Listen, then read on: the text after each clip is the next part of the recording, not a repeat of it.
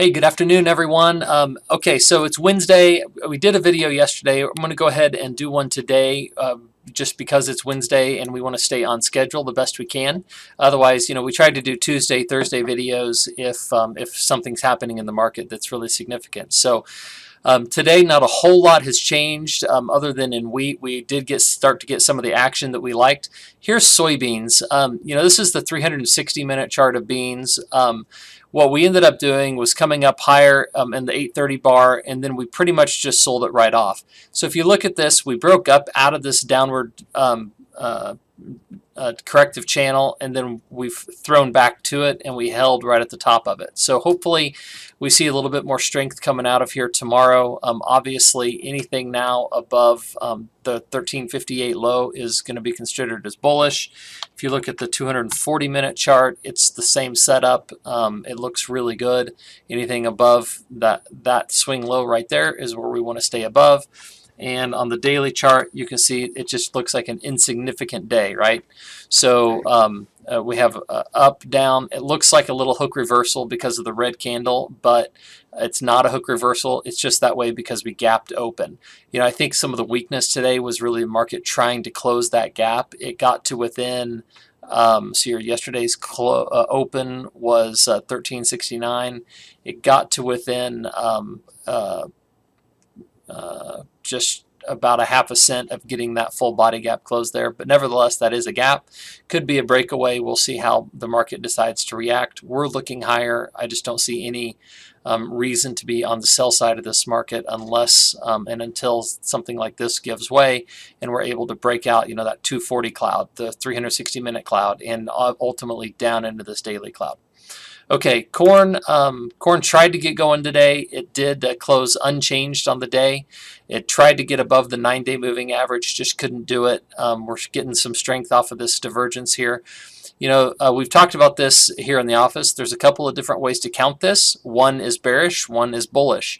And so if you look at this move down, and then this one as a 1-2, and this one as another 1-2, you could construe it that way, where you have a 1-2, 1-2 to the downside. And if you're going to count this as a red 2, which would imply big downward strength, then what you would say is this is the base of 1. Then you have this is a contracting triangle, where you have, let me just go ahead and draw that on there so you can see it, where you would have this contraction where you have point A, B, C, D, and E, which would ultimately resolve itself to the downside. That is one way to look at it. Another way to look at it is the opposite way, where this move up is a wave 1. So you could have a 1 and then an A, B, C, D, E to a contracting triangle to the bullish side. So corn could break out either way. Our bias is to the higher because of wheat, because of soybeans, and because of this big divergence and what we think we understand about fundamentals. So we're going to keep looking to the upside. Really anything above this 480, 470 level we want to be buyers of. That's why we move those puts down to the 470, because we wanted to get rid of that time decay and get the upside open back up, so that if we do pop up out of here, then up and away we go. So we're going to continue looking at it that direction. I don't think there's any reason to change that opinion. Helping that view is we finally got the action we were looking for on a closing basis out of wheat today. Wheat was up 23 cents, and it just kind of blew through all of this stuff like it wasn't here. But we're not done. I would expect tomorrow to see a down day. Hopefully we don't have a big hook reversal or a big outside day down. Ideally, I'd like to see this 439 level hold. All this support, but I wouldn't be surprised if we came down and tried to break it and test it. But then I think that pullback gets bought and up we go. If we look at the 240-minute chart of Kansas City wheat, you can see what we did here. We finally came up and through the cloud. So a reversion down and then back up wouldn't be surprising at all in order to attack this. But I really like the 60-minute chart here because we have wave 3 price action coming up off of this base channel here. So if I draw this base channel off of this low and here we ended up with the presence of wave 3 action early in the morning. Now we've consolidated over.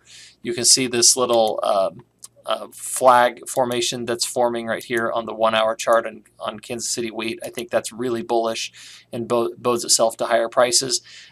So ideally I'd like to see it just blow up and out of here, but I wouldn't be surprised if we kind of faked everybody out and took it a little bit lower and then reversed. But regardless, we just want to see these clouds hold on the 60 and the 240-minute charts, and then ultimately the daily chart as well. Okay, you can see how time frames really help work together to solidify things, because you can't do something on the daily unless you first do it on the hour, right? So what if we blow up out of here tomorrow and we get above 771 on a closing basis? Well, what you have here is what would be called a perfected bear trap, where all of the selling that took place in most of August is underwater.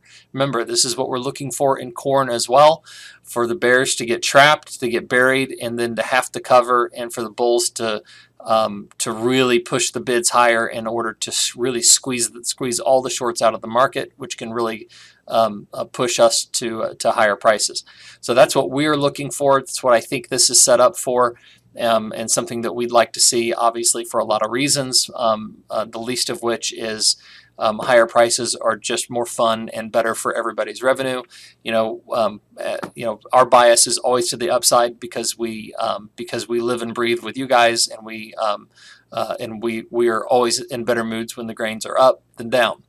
So we try to combat that, but at the end of the day, that's who we are. We're bulls. We like it when we like to see green on the screen and higher prices and higher farm profitability. So, but for now, everything's lined up. It's what we are looking for, and so hopefully by Friday we see a close above 771. All right, remember, there is risk trading futures and options. You should only do so in light of your own financial condition. I hope you guys have a terrific night. We'll be back with you again on Friday, unless there is something pressing or development that needs to be addressed tomorrow. Talk to you later. Thanks.